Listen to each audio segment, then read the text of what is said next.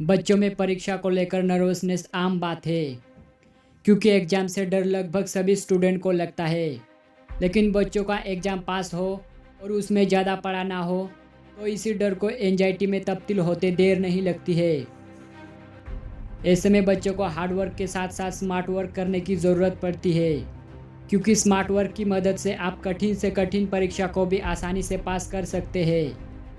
तो चलिए आज मैं आपको 4 साइंटिफिक टिप्स बताने वाला हूँ, तो एंड तक बने रहे। 1.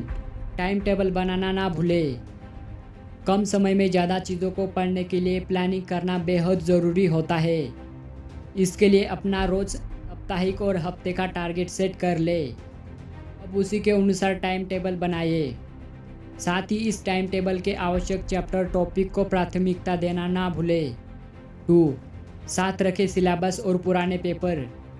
पढ़ाई शुरू करने से पहले थोड़ी रिसर्च करना ज़रूरी होता है। ऐसे में जहां सिलेबस आपको एग्ज़ाम का टाइम समझने में मदद करेगा, वही पुराने पेपर आप महत्वपूर्ण टॉपिक को अंदाज़ा लगा सकते हैं, क्योंकि किसी भी परीक्षा में सिलेबस के बाहर कुछ भी पूछा नहीं जाता है। और जिन टॉपिक से पहले ज़्यादा सवाल पूछे जाते हैं, उन टॉपिक से सवाल दोहराने की संभावना ज़्यादा होती है। 3. ब्रेक लेने से बचें। पढ़ाई के बीच में ब्रेक लेना अच्छा माना जाता है। इससे दिमाग फ्रेश हो जाता है। हालांकि अगर आपकी परीक्षा को बहुत कम समय रह गया है, तो ऐसे में कम से कम ब्रेक लेना चाहिए। अगर आप चाहो तो बोर होने से बचने के लिए ग्रुप स्टडी कर सकते हैं। और कठिन टॉपिक बाद में पढ़ें।